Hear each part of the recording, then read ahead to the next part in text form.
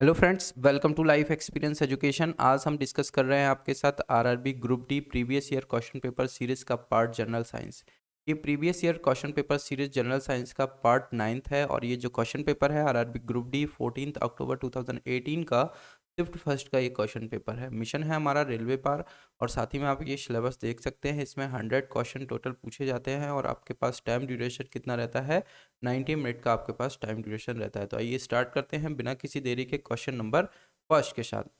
Force equals to पूछा गया है, यानी कि बल बराबर क्या होगा ये पूछा गया। तो काफ़ी बार हमने इस पर न्यूमेरिकल भी किए हैं और इसको आपके साथ डिस्कस भी किया है। फोर्स इक्वल्स टू होता है mass into acceleration. Mass into acceleration यानी कि ये हो जाएगा मास यानी कि m और एक्सलेशन एक से डिनोट करेंगे, यानी कि मास इंटू एक्सलेशन ये हो जाएगा बी ऑप्शन, यानी कि द्रव्यमान गुणित त्वरण, ये होगा हमारा बल। तो बी इसका हो जाएगा करेक्ट आंसर। नेक्स्ट क्वेश्चन की तरफ चलते हैं। क्वेश्चन नंबर सेकंड है, object moves with a constant speed when no dash is acting on it, यानी कि जब कोई वस्तु पर कार्य कर रहा हो तो वस्तु एक स्थिर गति से चलती है।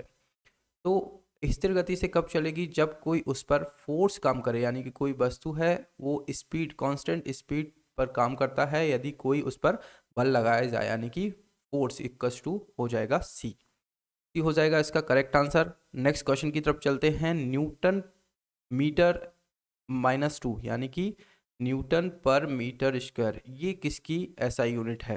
तो आप देख सकते हैं जो प्रेशर है, प्रेशर की एसआई यूनिट होती है क्या? Newton metre square. प्रेशर की एसआई यूनिट होती है न्यूटन पर मीटर स्क्वायर, यानी कि दबाव की होती है। बी इसका हो जाएगा करेक्ट आंसर। नेक्स्ट क्वेश्चन है, क्वेश्चन नंबर फोर्थ की तरफ चलते हैं। A car accelerates uniformly from 18 kilometre per hour to 36 kilometre per hour in 5 second.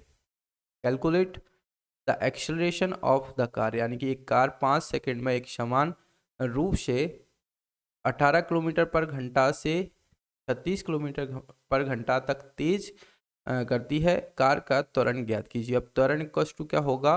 Rate of change of velocity with respect to time, यानी कि 36 जो फाइनल वेलोसिटी माइनस 18 जो है इनिशियल वेलोसिटी है, और टोटल टाइम कितना दिया गया है? 5 सेकेंड दिया गया है, यानी कि ये हो जाएगा कितना? 18/5 है ना।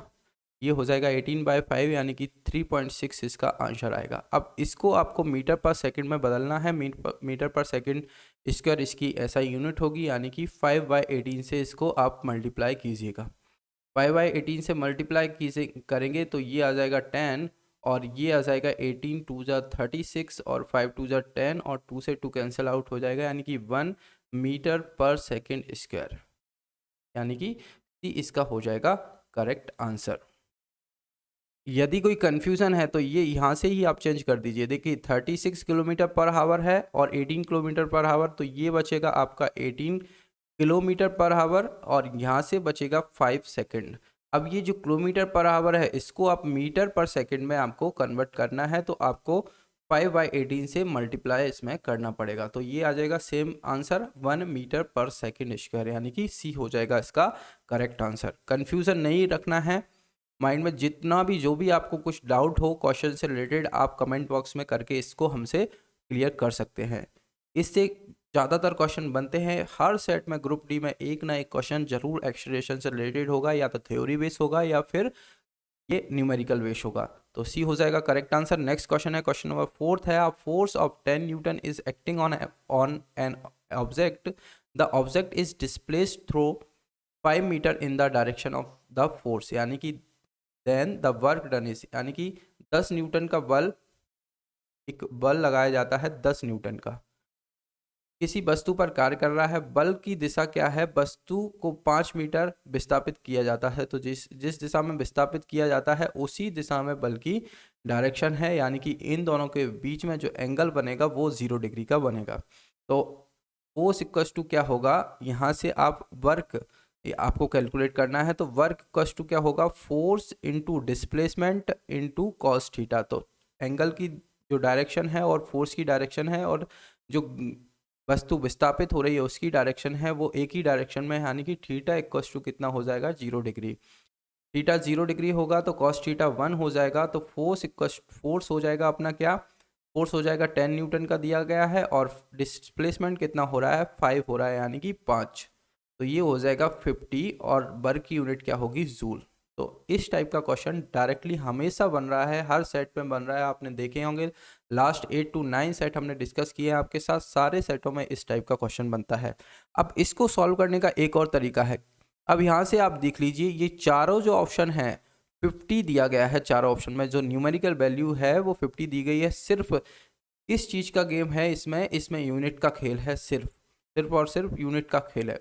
तो जिस दिशा में विस्थापन होता है और जिस दिशा में फोर्स लगता है तो हमेशा पॉजिटिव आएगा, यानी कि पॉजिटिव 50 आएगा, और जूल इसकी एसआई यूनिट होगी, -50 नहीं होगा, बी इसका हो जाएगा करेक्ट आंसर। नेक्स्ट क्वेश्चन है question number 6। A porter lift a luggage of 12 kg from the ground and puts it on his head 1.5 metre above the ground. Calculate the work done by him on the luggage. जी आपको given है 10 per metre second square, 10 metre per second square, यानी कि एक कुली ज़मीन से 12 kilo का सामान उठाता है। एक कोई कुली है ज़मीन से 12 केजी का सामान उठाता है, 12 केजी का सामान ये उठाता है, और ज़मीन से कितना मीटर पर उठाता है 1.5 मीटर ऊपर रखता है। सामान पर उसके द्वारा किए गए कार्य की आपको गणना करना है।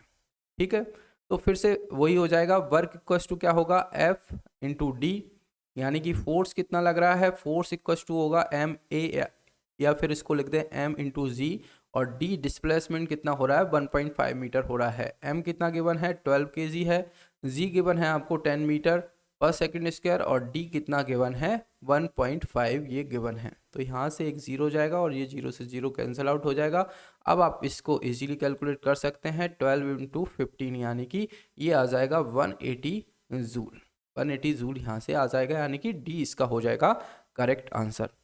नेक्स्ट क्वेश्चन है, an object of mass 12 kg is at a certain height above the ground. If the potential energy of the object is 600 joule, find the height at which the object is with respect to the ground. Same question है, सिर्फ data उधर इधर हो गया है। 12 kilogram द्रव्यमान की एक वस्तु है, जमीन से एक निश्चित ऊंचाई पर है। यदि वस्तु की स्थितिज ऊर्जा 600 जूल है तो वह ऊंचाई ज्ञात करना है आपको जिस पर वस्तु जमीन से संबंध रखती है। तो जो स्थितिज ऊर्जा होगी, पोटेंशियल एनर्जी जो होगी, स्थितिज ऊर्जा होगी, इसका फॉर्मूला क्या है m इंटू जी इंटू एच। अब ये तो गिवन है 600 जूल, मास कितना है 12 kg है, जी सब गिवन है 10 मीटर पर सेकंड स्क्वायर, और हाइट आपको कैलकुलेट करना है। तो जीरो से जीरो ये कैंसिल आउट हो जाएगा, और 12 पंचे 60 यानी कि 5 टाइम्स ये चला जाएगा। तो h इक्वल्स टू हो जाएगा आपका 5 मीटर, यानी कि क्या आंसर हो जाएगा ए आपका करेक्ट आंसर हो जाएगा 5 मीटर, ए हो जाएगा करेक्ट आंसर। क्वेश्चन नंबर 8 की तरफ चलते हैं। Sound generate via single frequency is called, यानी कि एकल आवृत्ति से उत्पन्न ध्वनि को क्या कहा जाता है। तो इसको क्या कहा जाता है, टोन स्वर कहा जाता है, यानी कि बी इसका हो जाएगा करेक्ट आंसर। क्वेश्चन नंबर 9 है, a body travelling with a speed of more than the velocity of sound in the air is said to be, यानी कि हवा में ध्वनि के वेग से अधिक की गति से यात्रा करने वाला वस्तु को क्या कहा जाता है, इसको कहा जाता है सुपरसोनिक वेव कहा जाता है, यानी कि ए इसका हो जाएगा करेक्ट आंसर। अब देखिए इससे भी एक क्वेश्चन बनता है, एक मैक नंबर आपको पता होना चाहिए। एक मैक नंबर इक्वल्स टू क्या होता है, इसका रेशियो होता है ऑब्जेक्ट ऑफ साउंड, यानी कि ऑब्जेक्ट की स्पीड, और divided by object of sound divided by speed of sound. इसका जो रेशियो आएगा उसको बोला जाता है मैक नंबर। अब जो मैक नंबर है उसकी वैल्यू लेस देन 1.0 है तो इसको बोला जाता है सबसोनिक, सबसोनिक इसको बोला जाता है। साथ ही में ट्रांससोनिक इसको बोला जाता है, m इक्वल्स टू 1.0 आएगा तो उसको बोला जाएगा ट्रांससोनिक, ट्रांससोनिक, और m ग्रेटर देन आएगा 1.0 तो इसको बोला जाता है सुपरसोनिक, सुपरसोनिक।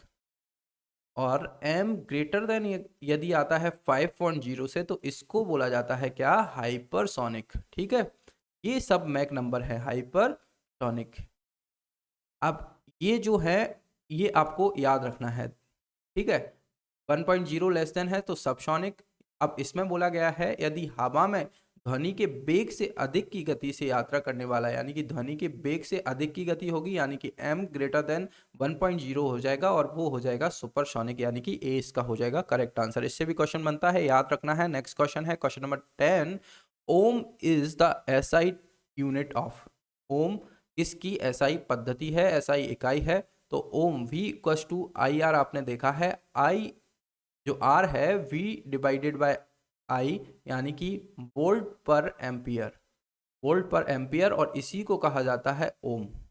और ये रेजिस्टेंस की एक ऐसा यूनिट है, यानी कि प्रतिरोध की ऐसा इकाई है, यानी कि डी इसका हो जाएगा करेक्ट आंसर। नेक्स्ट क्वेश्चन है क्वेश्चन नंबर 11 है the resistivity of a conductor depends on, यानी कि एक चालक की प्रतिरोधकता किस पर निर्भर करती है। अब रेजिस्टिविटी के बारे में बात हो रही है, तो resistivity of a material depends on it's nature and the temperature of the conductor but not its shape and size, यानी कि ये शेप और साइज पर डिपेंड नहीं करती है, सिर्फ कंडक्टर के नेचर और इसके टेम्परेचर पर डिपेंड करती है, यानी कि मटेरियल पर डिपेंड करती है, यानी कि ए इसका हो जाएगा करेक्ट आंसर। नेक्स्ट क्वेश्चन है what is the process by which a gas is converted into a solid, यानी कि वह प्रक्रिया क्या है जिसके द्वारा गैस को ठोस में परिवर्तित किया जाता है। तो देखिए इसको भी मैंने आपसे कई बार डिस्कस किया है। एक चार्ट आपको याद रखना है, गैस, गैसियस स्टेट, ये हो जाएगा लिक्विड स्टेट, और ये है अपना सॉलिड स्टेट। ये तीन स्टेट है। तो जब भी सॉलिड से यदि लिक्विड स्टेट में कन्वर्ट होता है, सॉलिड से लिक्विड में कन्वर्ट होगा तो इसको क्या कहेंगे, मेल्टिंग कहेंगे। मेल्ट हो रहा है कोई चीज़, यदि लिक्विड से सॉलिड में हो रहा है यानी कि जम रहा है, यानी कि जो पानी है, एग्जांपल के जरिए देख सकते हैं, पानी बर्फ़ में कन्वर्ट हो रहा है तो क्या हो रहा है, फ्रीज हो रहा है, यानी कि इसको कहेंगे, इस प्रोसेस को कहेंगे फ्रीजिंग।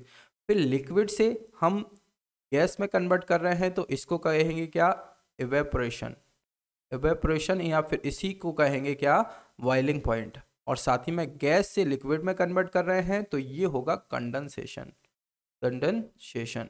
ठीक है, फिर गैस से सॉलिड में, गैस से सॉलिड में कन्वर्ट कर रहे हैं तो इसको कहते हैं डिपोजिशन, डिपोजिशन। और यदि सॉलिड से गैस में कन्वर्ट कर रहे हैं तो इसको कहते हैं सब्लिमेशन। डायरेक्ट प्रक्रिया है सॉलिड से गैस में, और इसका एक एग्जाम्पल है नेफ्थोलीन, या फिर इसको आपने कपूर भी कहते हैं, आपने देखा होगा। एक और स्टेट है प्लाज्मा स्टेट, प्लाज्मा स्टेट, यदि गैस से प्लाज्मा में कन्वर्ट हो रहा है तो इसको कहेंगे आयोनाइजेशन, और प्लाज्मा से गैस में कन्वर्ट होगा तो इसको बोलेंगे डी आयोनाइजेशन। ठीक है, इतना कुछ आपको इससे रिलेटेड याद रखना है, एक ना एक क्वेश्चन इससे भी बनता है। अब बताया गया है, पूछा गया है गैस से, गैस को ठोस में, गैस को ठोस में परिवर्तित करने की प्रक्रिया को क्या कहेंगे, तो इसको कहेंगे डिपोजिशन, डिपोजिशन, यानी कि इसमें कोई भी ऑप्शन नहीं है, और इसलिए इस क्वेश्चन को कैंसिल किया गया था आरआरबी ग्रुप डी के द्वारा, इक्वल मार्क्स इसमें डिस्ट्रीब्यूट किए गए थे। नेक्स्ट क्वेश्चन की तरफ चलते हैं, आपको पता हो ही चल गया है कि इस प्रक्रिया को क्या कहते हैं, डिपोजिशन कहते हैं। नेक्स्ट क्वेश्चन है question number 13। Dalton's theory was based on the law of, यानी कि डाल्टन का सिद्धांत निम्नलिखित कानूनों पर आधारित था। तो डाल्टन का सिद्धांत किस पर आधारित था, डाल्टन का सिद्धांत आधारित था केमिकल कॉम्बिनेशन, यानी कि रासायनिक संयोजन पर आधारित था।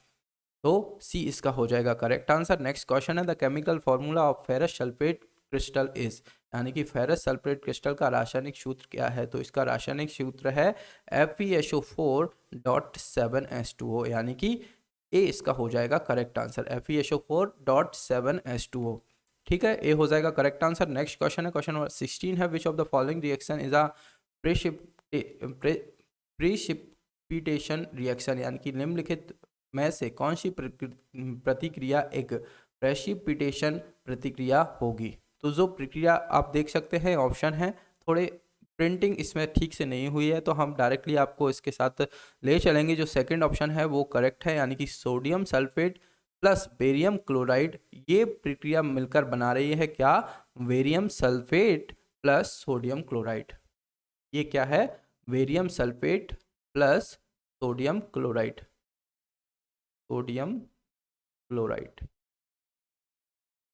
तो ये थोड़ा प्रिंटिंग मिस्टेक है, ये आप कर लीजिए। बेरियम सल्फेट, यानी कि ये इंटरचेंज हो रहे हैं, जो सोडियम सल्फेट था बेरियम सल्फेट था, तो बेरियम सल्फेट हो जाएगा और सोडियम इसमें क्या हो जाएगा, क्लोराइड हो जाएगा, यानी कि बी ऑप्शन करेक्ट हो जाएगा। नेक्स्ट क्वेश्चन है, क्वेश्चन नंबर 17 है, how many hydrogen atom are present in one molecule of ethanol, यानी कि इथेनॉल के एक अणु में कितने हाइड्रोजन परमाणु मौजूद हैं। तो आप सभी को पता है जो इथेनॉल है उसके एक अणु में कितने हाइड्रोजन एटम स्थित रहते हैं, तो ये रहते हैं 6, यानी कि 6 हाइड्रोजन एटम स्थित रहते हैं। सी इसका हो जाएगा करेक्ट आंसर। नेक्स्ट क्वेश्चन है, unsaturated hydrocarbons add hydrogen in the presence of crystals such as, यानी कि असंतृप्त हाइड्रोकार्बन जैसे उत्प्रेरक की उपस्थिति में हाइड्रोजन जोड़े जाएं, तो ये किसका एग्जाम्पल है, तो ये एग्जाम्पल है निकल एंड पैलेडियम, यानी कि बी इसका हो जाएगा करेक्ट आंसर।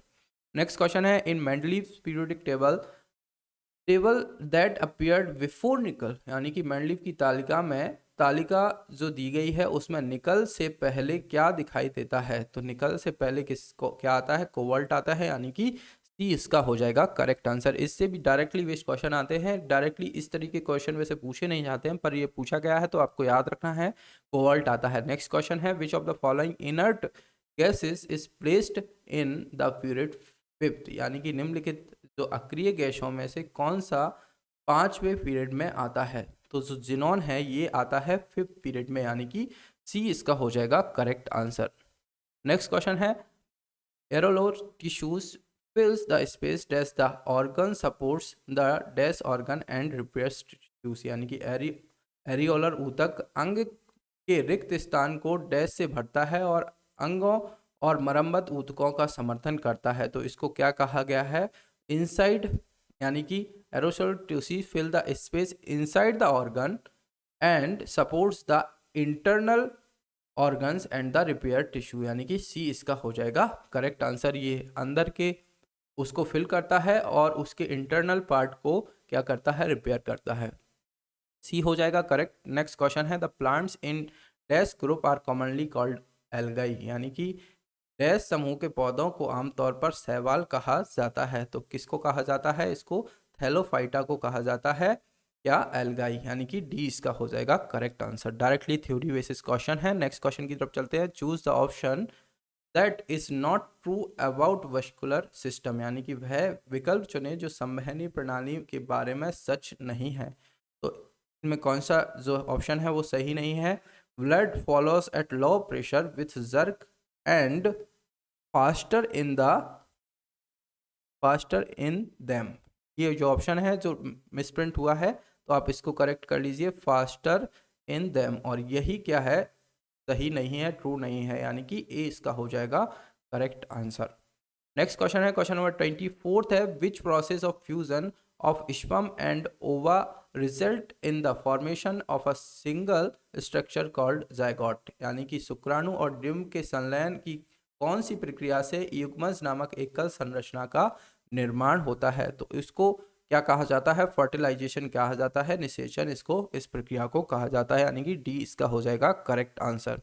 तो ये जो है लास्ट क्वेश्चन है, question number 25, the dash gives evidence of evolutionary relationship, यानी कि किस विकासवादी संबंधों के प्रमाण देते हैं, तो इसका करेक्ट आंसर वैसे फॉसिल्स होना चाहिए, यानी कि जीवाश्म होना चाहिए, पर इसको ग्रुप डी के द्वारा कैंसिल किया गया था इस क्वेश्चन को, तो इसका करेक्ट आंसर गिवन नहीं है। हमारे जो देखा जाए एविडेंस ऑफ इवोल्यूशनरी रिलेशनशिप है, ये फॉसिल्स पार्ट से जीवाश्मोसिस लिया जाता है। तो ये आज के जो सीरीज था उसका लास्ट क्वेश्चन था। लेक्चर आपको पसंद आया तो लाइक एंड शेयर ज़रूर किया कीजिए, और साथ ही में लाइफ एक्सपीरियंस एजुकेशन चैनल के साथ आप जुड़ने के लिए चैनल को सब्सक्राइब भी कीजिए। साथ ही हमारे सोशल मीडिया हैंडल्स हैं, इंस्टाग्राम, फेसबुक पेज है, टेलीग्राम चैनल है, लाइफ एक्सपीरियंस एजुकेशन नाम से आप हमें यहाँ पर भी फॉलो कर सकते हैं। Thank you.